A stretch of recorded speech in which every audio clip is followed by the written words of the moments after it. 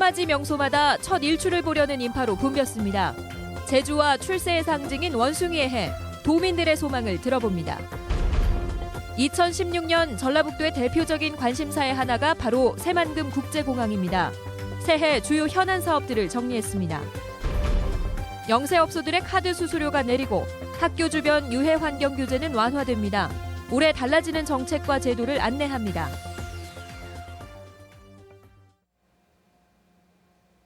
여러분 안녕하십니까? 2016년 첫날 전북권 뉴스입니다. 새해가 밝았습니다. 도내 해맞이 명소마다 인파로 붐볐습니다. 어제 뜬 해와 다를 바 없을 텐데 그만큼 삶이 팍팍하다는 반증일 겁니다. 여러분은 무엇을 희망하셨나요? 첫 일출의 희망을 찾아 산에 오른 사람들, 김하연 기자가 만나봤습니다. 어둠이 짙게 깔린 모악산. 운물을 젖히고 붉은 기운이 차오르는가 싶더니 토해내듯 2016년 첫 해가 떠오릅니다.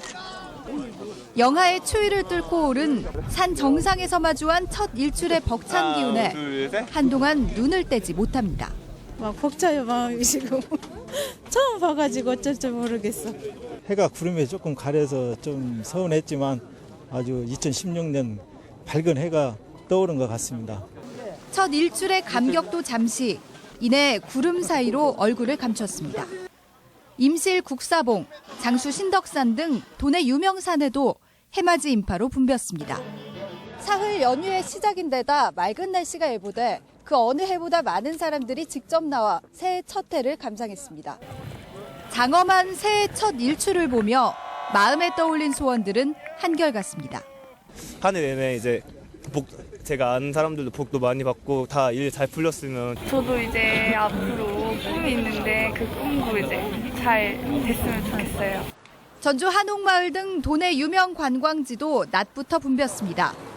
설렘과 기대감 속에 맞은 첫날이지만 도민들의 표정은 대체로 차분했습니다. 새해 연휴 전라북도 지방은 평년 기온을 웃돌겠지만 미세먼지 농도가 높을 것으로 예보돼 주의가 요구됩니다. MBC 뉴스 김하연입니다. 2016년은 출세와 성공을 상징한다는 원숭이 해이기도 합니다. 누구나 그 상징대로 이루기를 바랄 것 같지만 실제 시민들의 소망은 소박하면서도 절박합니다. 이경희 기자가 만나봤습니다. 생김새나 지능이 사람과 많이 닮은 원숭이. 예로부터 제주와 함께 출세의 상징으로 여겨졌습니다. 원숭이 띠들은 원숭이의 상징대로 새해 힘찬 희망을 설계하며 한 해를 시작합니다. 25살이 되는 92년생들은 대부분 취업 준비생들로 청년 실업 앞에 걱정도 많지만 포부를 다져봅니다. 대외 활동도 하면서 이제 취업에 한 발짝 더 다가가서 이제 제가 하고 싶은 일을 이루고 싶습니다. 출산을 준비 중인 주부는 원숭이띠로 태어날 아이를 설레게 기다립니다. 원숭이의 의미처럼 많은 재주를 타고나 사람들의 사랑을 받기를 바라봅니다. 우리 복순이가 내년 5월이면 태어나는데 밝고 긍정적인 아이로 자랐으면 좋겠고요. 모든 사람에게 사랑받는 그런 아이로 컸으면 좋겠어요. 동서양을 막론하고 귀한 동물로 여겨졌던 원숭이는 불교 국가에선 장수와 성공의 의미로 사찰에서 흔히 볼 수 있고 동남아시아에서는 신격화되기도 했습니다. 모성애를 가진 동물로서 단장이라는 고사의 주인공이기도 합니다. 전주 역사박물관의 원숭이띠 특별 전시는 원숭이를 주제로 한 다양한 조각품이나 그림을 만나볼 수 있습니다. 원숭이 관련된 문화적, 역사적 그런 다양한 의미, 상징을 이제 초점을 맞춰서 전시를 기획을 했습니다. 원숭이가 지닌 긍정적 의미들처럼 건강도 성취도 챙길 수 있는 복받은 한 해가 되길 시민들은 소망했습니다. MBC 뉴스 이경입니다. 오늘 낮 12시쯤 모악산 매봉에서 46살 이모 씨가 빙판에 미끄러지면서 발목이 골절됐으며 모악산 대원사 부근에서는 26살 김모 씨가 눈길에 미끄러져 119에 구조됐습니다.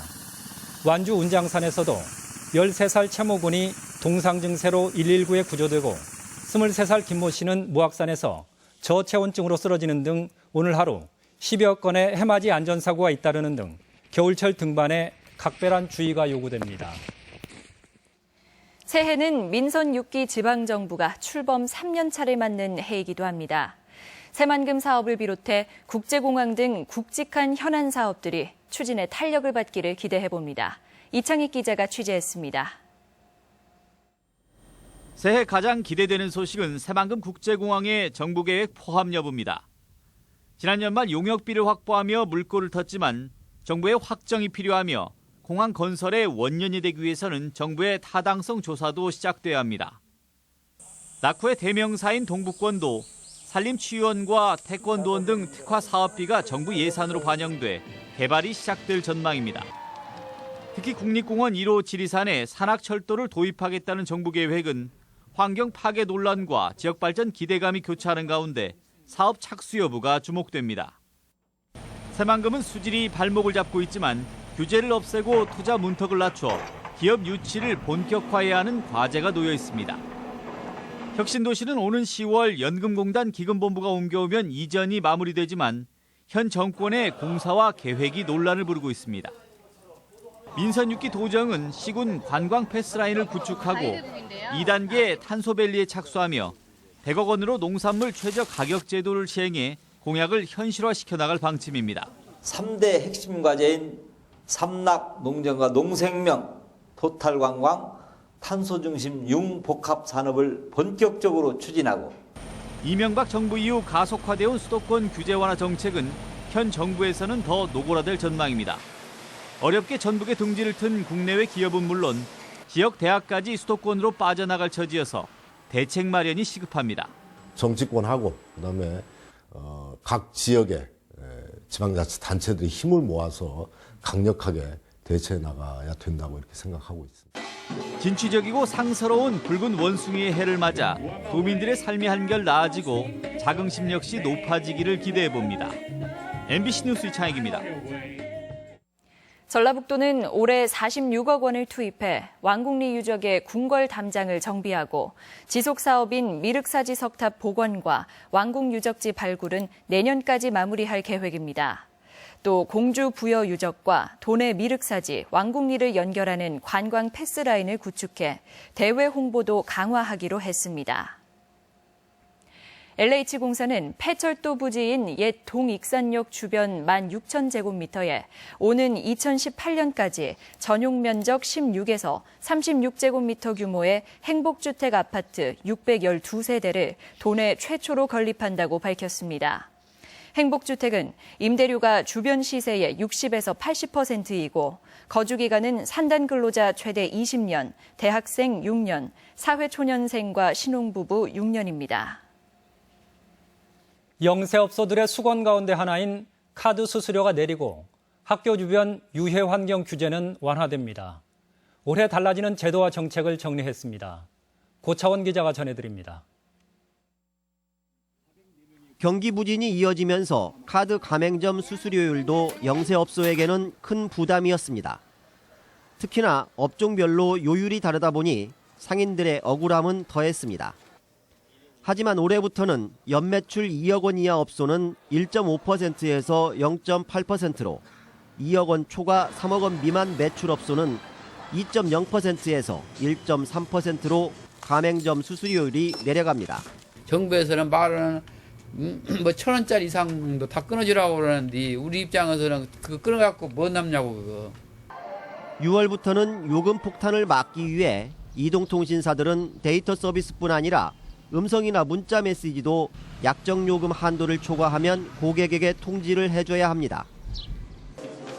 돈이 급한 대출자를 2번 올리는 이른바 꺾기 규제가 은행권에서 저축은행으로 확대됩니다.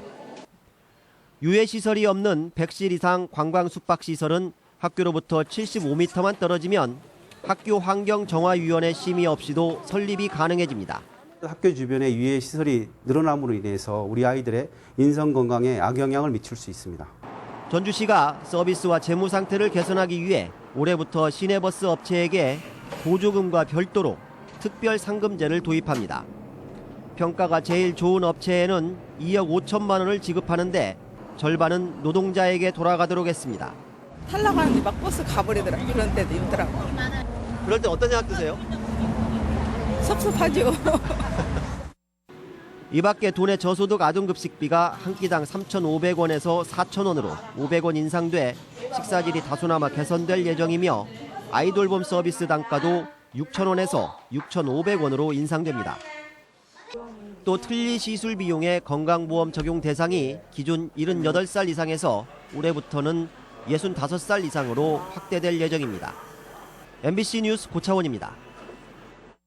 시도지사는 올해부터 공사중단 방치 건축물 정비법이 시행되면서 장기간 방치된 건물의 경우 건축 기준을 완화해 지방공사에서 철거나 공사 재개의 방법으로 정비가 가능합니다.